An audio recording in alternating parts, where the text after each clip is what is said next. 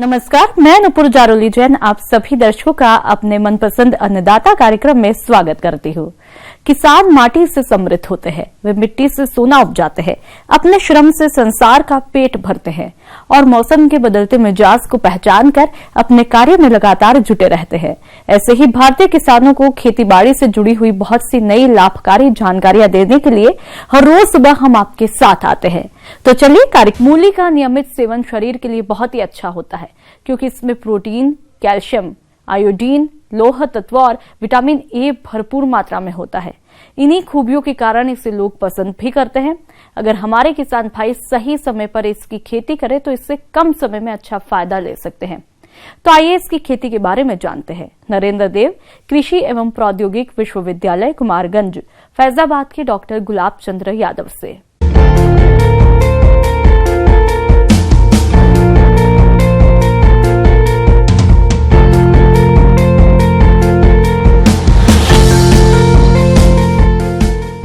जैसा कि आप जानते हैं कि मूली एक ऐसी फसल है जो कि 12 मास इसकी आवश्यकता होती है। सलाद के रूप में, अचार के रूप में भी खाई जाती है।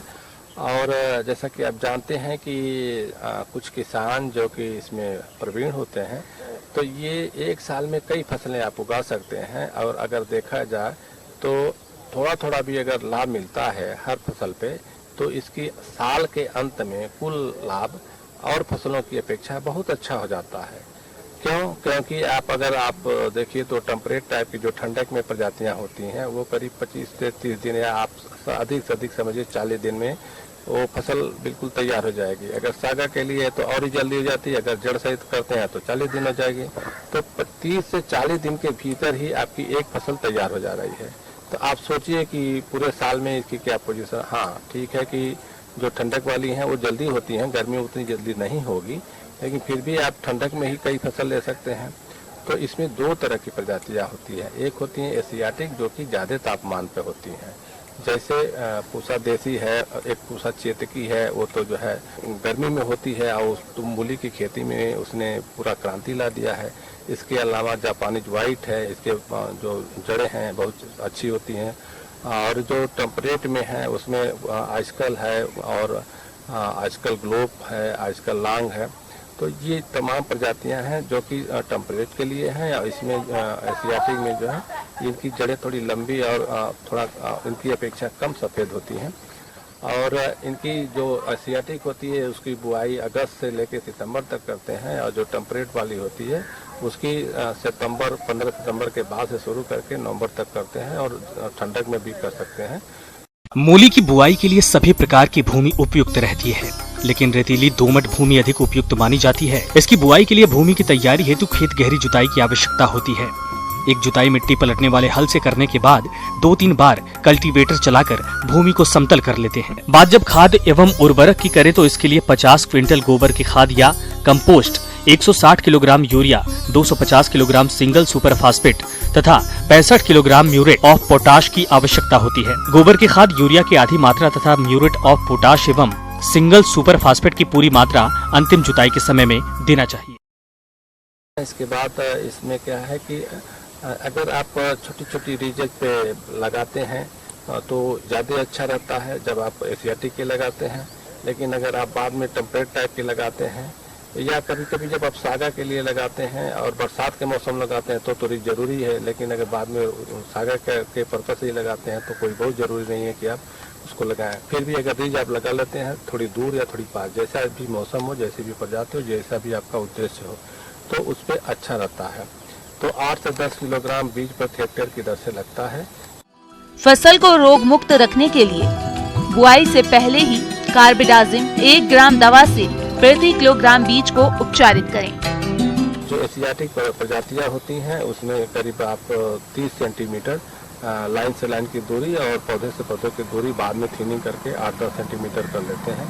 जो टेम्परेट टाइप की प्रजातियां होती हैं उनको जो है 7-8 सेंटीमीटर पौधे से पौधे के बीच की दूरी रखते हैं और ये करीब 25-30 दिन में जैसा कि हमने बताया तैयार हो जाती हैं। बुआई के बाद पौधों को थिनिंग करना बहुत जरूरी होता है, इसलिए इस प्रक्रिया में अतिरिक्त उगे पौधों को निकाल कर अलग कर देते हैं और पौधों को सही दूरी पर लगाते हैं। जिससे पौधों का विकास सही ढंग से होता है। खरपतवार नियंत्रण के लिए फसल में जरूरत के मुताबिक निराई गुड़ाई करते रहना चाहिए। अगर खरपतवार नाशी से नियंत्रण करना चाहते हैं तो 3 लीटर पेंडी मेलेथिन दवा को 900 से 1000 लीटर पानी में घोल बनाकर प्रति हेक्टेयर बुआई के 2 दिन तक नम भूमि में छिड़काव करना चाहिए। और इसकी पैदावार जो है वो 15 से 20 टन प्रति हेक्टेयर के हिसाब से होती है। और चूँकि एक ही महीने में इतना मिल जा रहा है तो अगर आप देखें तो ये बहुत ज़्यादा पैदावार है। और आशा करते हैं कि आप इसकी जो छोटे किसान हैं और बाज़ार में इसकी धुलाई करके, सबसे समस्या होती है इसको उखाड़ने के बाद धुलाई करना, धुलाई करके ले जा करके बंडल बना कर मार्केट में बेचना। तो ऐसे किसान भाई जिनके पास श्रम है और छोटी खेती है तो इसको अगर अपनाते हैं तो वो उनके लिए लाभ का सौदा होगा। चलिए अब रुख करते हैं अगली कड़ी की तरफ।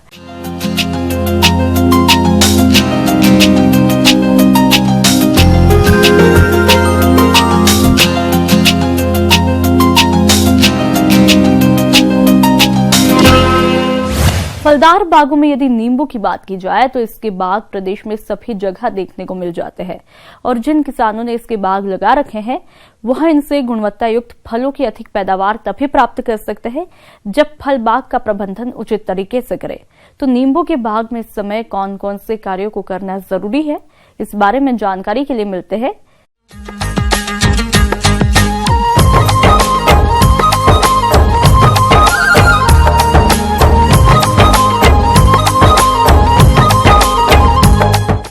सिट्रस नींबू की खेती की सफल खेती कैसे करें उसकी हम चर्चा करना चाहेंगे।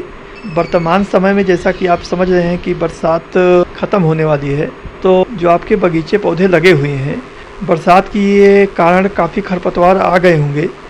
किसान भाइयों, नींबू के बाग में अक्सर कई तरह के खरपतवार उगाते हैं और ये खरपतवार भूमि से खाद पानी ग्रहण करते हैं तथा विभिन्न प्रकार के कीट और रोगों को आश्रय भी देते हैं जो बाद में पौधों को नुकसान पहुंचाते हैं। तो इसे नियंत्रित करने के लिए बागवान भाइयों को चाहिए कि वे बाग में निराई गुड़ाई द्वारा खरपतवारों को समय समय पर निकालते रहें और पौधों के चारों ओर थाला बनाएं। ऐसा करने से भूमि में वायु संचार बढ़ता है और पौधों की अच्छी बढ़वार होने से फलत भी अधिक मिलती है।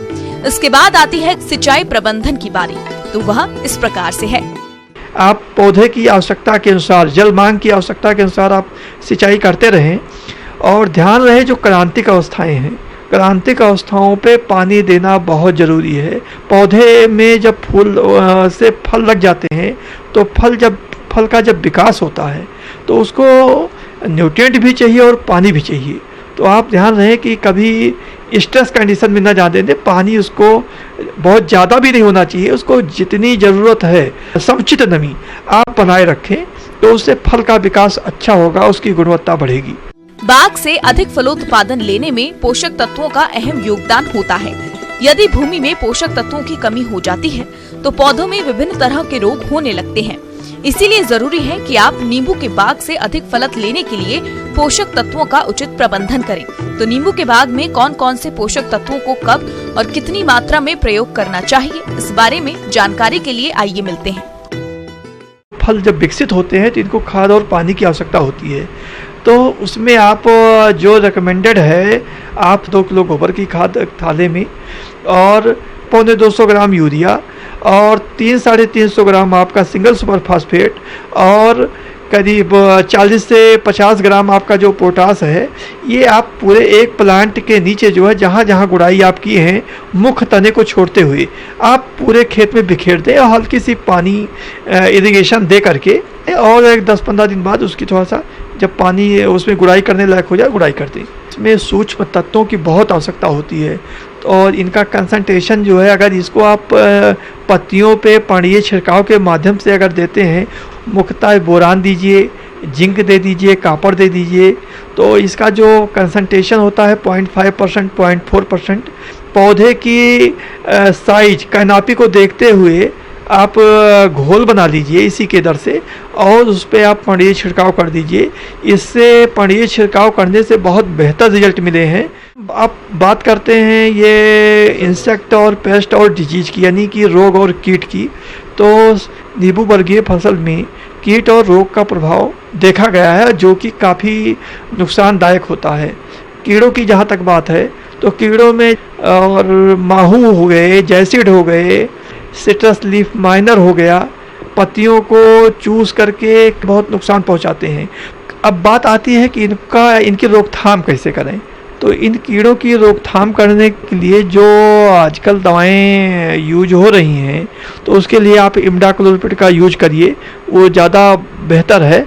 और जैसे कि ये लेमन बटरफ्लाई हो गया, कटिंग बाइटिंग टाइप के जो खाने और काटने वाले इस टाइप के जो कीड़े हैं उनके लिए इमैक्टो है, ये दवाएं प्रचलन में है। इनकी मात्रा 3 ml से 5 ml 10 लीटर पानी में घोल बना के आप उसका छिड़काव करें, तो चेंज करके आप 10-15 दिन के अंतर पर आप डालते रहें, जिससे कि आपके कीड़ों की रोकथाम समुचित तरीके से हो सके।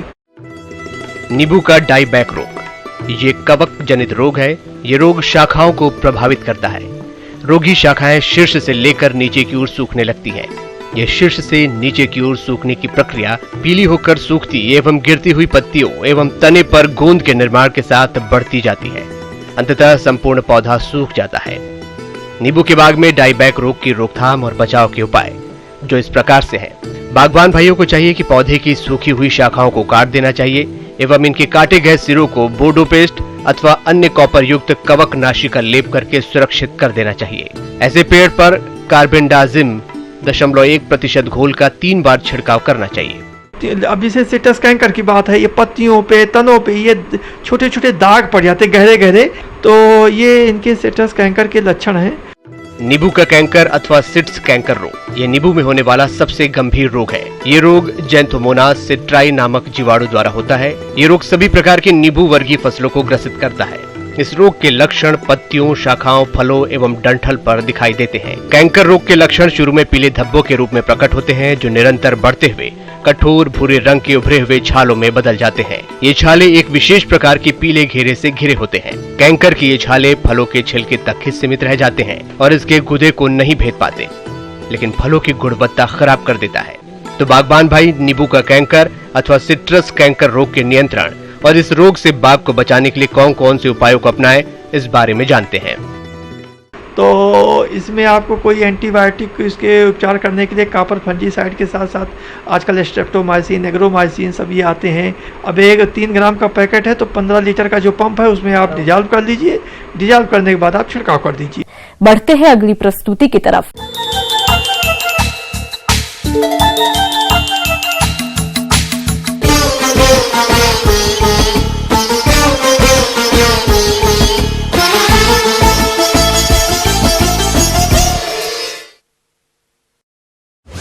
धान की फसल में इस समय बालियां आने लगी है, जिस पर गंधी बग कीट का प्रकोप अधिक होता है। ये कीट अगर अधिक संख्या में फसल पर आ जाएंगे तो नुकसान अधिक हो सकता है। इसलिए आप इस कीट को कैसे पहचानें और नियंत्रण कैसे करें, इस बारे में विस्तार से बता रहे हैं कृषि विज्ञान केंद्र दिलीप नगर कानपुर देहात के डॉक्टर A.K. यादव।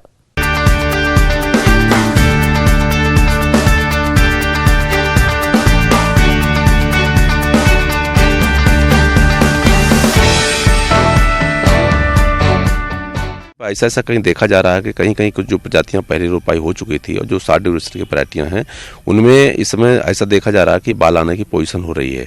बाल आते समय उनका अच्छी तरह से प्रति हेक्टेयर उत्पादन हो सके, इसके लिए महत्वपूर्ण अच्छा है कि हम अगर समय से रोग और कीटों का प्रबंधन कर लेते हैं तो देखेंगे कि प्रति हेक्टेयर एरिया में हमको बहुत अच्छा उत्पादन प्राप्त होता है। ऐसे में किसान भाइयों आप देखते हैं कि एक धान में एक बहुत प्रमुख कीट लगता है जिसको हम लोग गंधी बग के नाम से जानते हैं। देखे होंगे कि जब छुटपुट एरिया में हमारी धान की खेती की जाती है और वहाँ पर जैसे ही बाल आती है, उसी बाल आने के समय ये हमारा कीट होता है, ये हमारे उस पर सीधे सीधे हमला करता है और उस पर आक्रमण करके उसके रस को चूसता है। शुरुआती दौर में ये पत्तियों के साथ साथ जो हमारी बाली बनती है, बाली में जो दाने आते हैं उसके जो टेंडर पार्ट होते हैं, जो उसके बहुत ही कोमल भाग होता है, तो रस चूस लेते हैं तो आप देखेंगे कि जो हमारी बाल होती है वो कभी कभी जगह जगह पर सफ़ेद दिखाई पड़ने लगती है, जो कि इसलिए दिखाई पड़ती है कि इस कीड़े के द्वारा, गंदी बग कीड़े के द्वारा उसका जो सेल्सैप होता है वो प्लस जो हमारा मिल्क होता है जो वो हमारे इस कीट के द्वारा सोख लिया जाता है और पत्ती फूटती है, जो सफ़ेद रूप से दिखाई पड़ने लगती है। जहाँ तक किसान भाइयों देखा जाता है कि इसके जो प्रौढ़ एडल्ट होते हैं और जो इसके शिशु होते हैं उनके माध्यम से इसका पूरा हानि हमारी फसल को पहुंचाई जाती है और इससे काफ़ी उत्पादन हमारा प्रभावित होता है। इसके उत्तम प्रबंधन के लिए किसान भाइयों के महत्वपूर्ण बिंदु हैं जिन पर ध्यान रखने की ज़रूरत है। नंबर 1 तो कभी कभी बहुत अर्ली अवस्था में इसकी बुआई न करें और इसकी जब भी रोपाई करें तो एक समूह के रूप में करें, ऐसा न हो कभी कोई खेत अकेला पड़ जाए जहाँ पर इसका ज़्यादा अटैक हो जाता है। अगर आप ऐसा करने के साथ साथ जब देखेंगे कि जब आपकी एक हिल में अगर कहीं आपको 2 से 3 कीट दिखाई पड़ रहे हैं तो निश्चित तौर पे ज़रूरी होता है कि उसका हम रासायनिक के द्वारा प्रबंधन करना अति आवश्यक होता है। इसके लिए किसान भाई आप देखेंगे कि जैसे आपको लगता है कि हमारे खेत में गंदी बग का प्रकोप है और आपने इसको देख भी लिया तो इसके लिए मैलाथियन धूल आती है वो, या फेनवेलरेट नाम से एक धूल आती है, या मिथाइल पैराथियन, इस तरह से जो हमारी डस्ट आती है, या लिनेन के नाम से आती है 1.5% की आती है, ये भी धूल आती है। इसकी 20 से 25 किलोग्राम मात्रा आप ले लेंगे और लेने के बाद या तो इसमें मुख्य रूप से ध्यान रखने की बात यह है कि इसको सुबह के समय जिस समय हल्की सी ओस लगी हो या शाम के समय अगर हम इसका प्रति हेक्टेयर 20 से 25 किलोग्राम की दर से छिड़काव कर देते हैं तो आप देखेंगे कि आप गंदी बग से अपनी फसल को बचा करके हमारे किसान प्रति हेक्टेयर से अच्छा आमदनी और आर्थिक उत्पादन प्राप्त कर सकते हैं। धन्यवाद।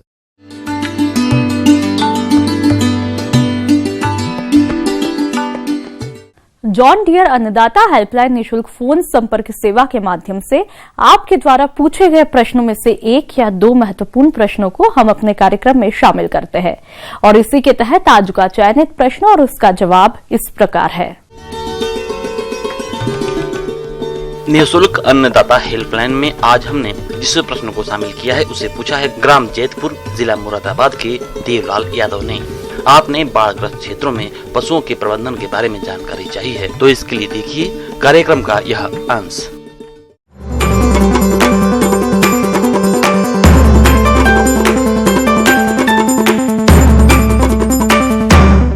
बाढ़ सभी प्रकार की आपदाओं में से सबसे अधिक व्यापक और बार बार होने वाली आपदा है।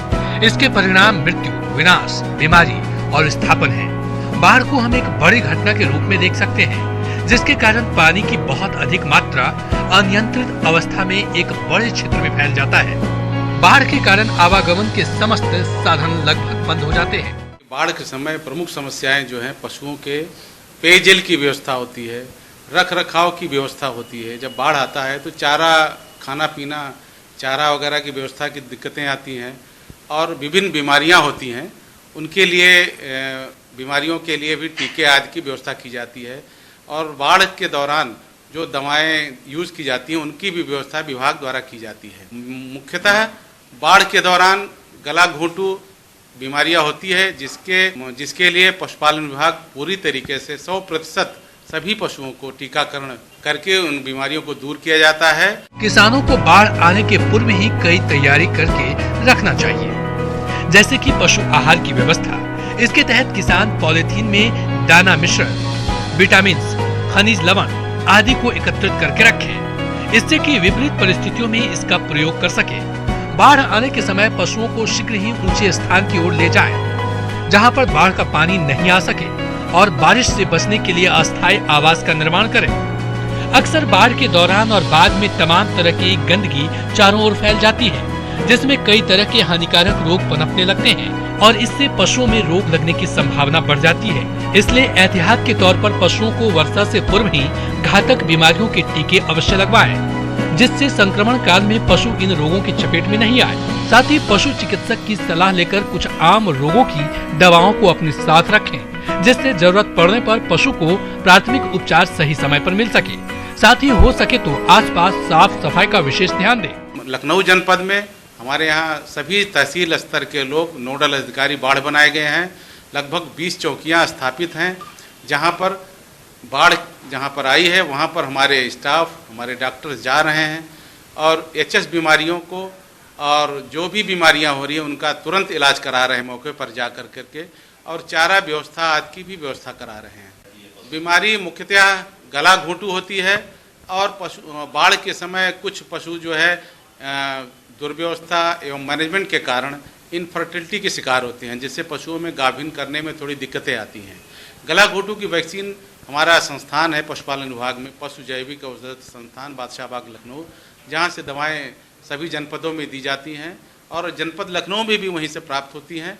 हम लोग घर घर जाकर के, जहां बाढ़ आया है, बाढ़ क्षेत्र में जाकर तुरंत उसी स्थल पर जाकर टीकाकरण कार्य करते हैं और जो पशु बीमार होते हैं उनको तुरंत वहीं इलाज किया जाता है। विभाग द्वारा सारी दवाएं मुहैया कराई जाती हैं। पानी की व्यवस्था जहां पर हो, चारा व्यवस्था हो और सूखे स्थान पर पशुओं के रखने की व्यवस्था विभाग द्वारा पहले से चिन्हित करी जाती है, जो हमारी सावधानियों में आता है। पशुओं को हम लोग बाढ़ के दौरान वहां से ले जाकर सूखे में रखे जाते हैं और वहां पर चारा आदि की व्यवस्था की जाती है। पशु जब नमी में रहता है, पानी में रहता है, उस दौरान फुट रॉट वगैरह खुरों में इन्फेक्शन हो जाता है, जिसके कारण हम लोग विभाग द्वारा पूरे प्रदेश में युद्ध स्तर पर हर 6 महीने में FMD टीकाकरण का 100% अभियान चलाया जा रहा है। हम ये उम्मीद करते हैं कि आज का कार्यक्रम आप सभी दर्शकों के लिए उपयोगी रहा होगा। किसान भाइयों, अन्नदाता आपकी सेवा के लिए संकल्परत है। कृषि संबंधित समस्या और सुझावों के लिए आप हमें इस पते पर भी संपर्क कर सकते हैं। प्रोड्यूसर अन्नदाता, news 18 Uttar Pradesh Uttarakhand, Ramoji film city, Hyderabad 501512। साथ ही आप हमें ईमेल भी कर सकते हैं। हमारा ईमेल है p18annadaata@nw18.com। इसके अतिरिक्त आप हमें जॉन डियर निःशुल्क हेल्पलाइन नंबर 180041921555 पर सोमवार से शनिवार सुबह 10 से शाम 4 बजे के बीच संपर्क कर सकते हैं। किसान भाइयों, अब समय हो रहा है आपसे विदा लेने का, तो हमारी अन्नदाता टीम को दीजिए इजाजत। कल फिर आपसे मुलाकात होगी कृषि संबंधित कुछ और महत्वपूर्ण जानकारियों के साथ। नमस्कार।